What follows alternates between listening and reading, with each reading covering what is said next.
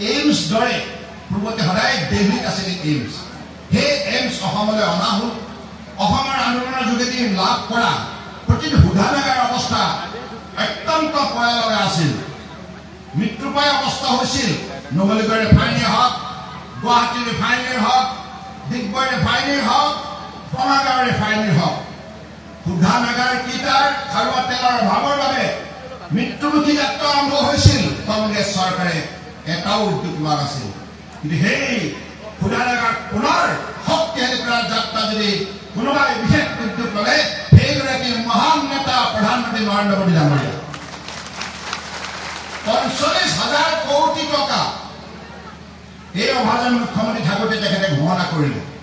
আজি নুমলীগড় ৰিফাইনেৰী উৎপাদন শক্তি ৩ মিলিয়ন টনৰ পৰা ৯ মিলিয়ন টন হ'ব ডিগবৈ ৰিফাইনেৰী ০.৬৯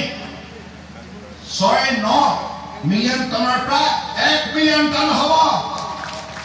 বঙাইগাঁও ৰিফাইনেৰী ২.৫ৰ পৰা ৫ মিলিয়ন টন হ'ব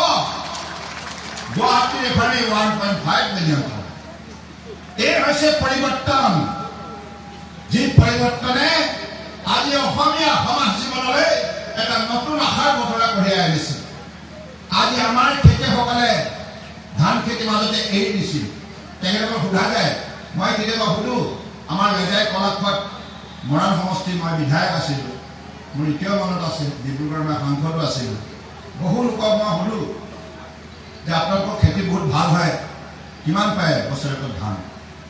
কৈছে ধান পালে কি হ'ব ধানৰ দামেই নাই 1 কুইণ্টেলত ৮০০ টকা কোনে খেতি কৰিব আমাৰ খেতি কৰোঁতে বেছি পইচা লাগে গতিকে ৰোৱনীৰ খৰচ দাৱনী খৰচ হাল বোৱা খৰচ ইত্যাদি ইত্যাদি গতিকে সেই অনুপাতে খেতিত আৰু আমাৰ জীৱনত কেতিয়াও আমি লাভান্বিত হ'ব নোৱাৰিম ৰাইজৰ মন ভাঙি গৈছিল খেতিয়ক ৰাইজৰ সেই সময়তে এই অভাজন যেতিয়া মুখ্যমন্ত্ৰী আছিল আপোনালোকৰ আশীৰ্বাদত তেতিয়া আমি মিনিমাম ছাপোৰ্ট প্ৰাইচ দিওঁ যাতে খেতিয়কসকলৰ উৎপাদিত ধানৰ উচিত মূল্য পায় সেইজন খেতিয়ক যাতে অৰ্থনৈতিকভাৱে সবল হ'ব পাৰে খেতিয়কৰ উপাৰ্জন দুগুণ বৃদ্ধি হ'ব পাৰে সেইবাবে আজি ধানৰ দাম কিমান 1 কুইণ্টেলত ২১০০ টকা আগতে ৮০০ টকা আছিল ২১০০ টকা হ'ল এই হৈছে পৰিৱৰ্তন আৰু আত্মসহায়ক গোট ইয়াত বহুত আছে মহিলা আইসকল আজি আত্মসহায়ক গোটৰ যোগেদি মহিলা সমাজে দেখুৱাই দিছে তেখেতসকল সৰ্বতোতকৈ সৰ্বতোপ্ৰকাৰে শক্তিশালী পাৰদৰ্শিতা তেখেতসকলে দেখুৱাই দিছে আজি প্ৰতিটো আত্মসহায়ক গোট বিশেষভাৱে সফল হৈছে পূৰ্বতে মানুহৰ ধাৰণা আছিল আত্মসহায়ক গোটত পইচা পাতি দিলেও পইচাটো প্ৰকৃত অৰ্থত সদব্যৱহাৰ হ'ব জানো কিন্তু আজি অসমৰ প্ৰতিটো আত্মসহায়ক গোটে মহিলাসকলে তেখেতসকলৰ দক্ষতা যোগ্যতা একাগ্ৰতা সততা নিষ্ঠা কৰ্মৰ যোগেদি আজি প্ৰদৰ্শন কৰিবলৈ সক্ষম হৈছে সেইকাৰণে মহিলা শক্তি মহাশক্তি নাৰী শক্তি নকয় কিয় কাৰ কথা কৈ আছো নাৰী শক্তি এই আইসকলে কয় একবিংশ শতিকাটো নাৰী শতিকা হ'ব এতিয়া ভাৰতবৰ্ষত নাৰীয়ে নেতৃত্ব দিব ৰাজনীতি পথাৰৰ পৰা আৰম্ভ কৰি কৃষি হওক উদ্যোগ হওক বাণিজ্য হওক কৃষি হওক শিক্ষা হওক প্ৰযুক্তি হওক মহাকাশ অভিযান হওক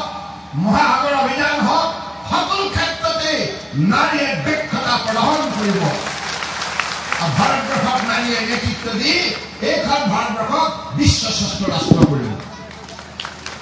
সেইবাবে এইবাৰ মোদী ডাঙৰীয়া তৃতীয়বাৰৰ বাবে প্ৰধানমন্ত্ৰী হোৱা অত্যন্ত আৱশ্যক আজি আপোনালোকে জানে আজি কিছু আৰু বেছি দিন নাই নাৰী সমাজৰ বাবে আপোনালোকৰ বাবে এটা ভাল খবৰ এবাৰ মাননীয় প্ৰধানমন্ত্ৰী নৰেন্দ্ৰ মোদী ডাঙৰীয়াৰ নেতৃত্বত লোকসভা ৰাজ্যসভাৰ মজিয়াত এখন বিল পাছ হ'ল সেইখন বিলে এই কথা নিশ্চিত কৰিলে আগন্তুক দিনত MLA নিৰ্বাচন পঞ্চায়ত নিৰ্বাচন পৌৰসভা নিৰ্বাচন লোকসভা নিৰ্বাচনত ৩৩% মহিলাৰ বাবে আসন সংৰক্ষণ কৰা হ'ব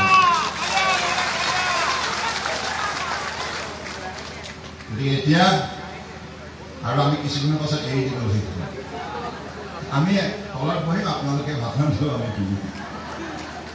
হয়নে নেতৃত্ব দিব কাৰণ নাৰীৰ মহানতা আমি সকলোৱে উপলব্ধি কৰোঁ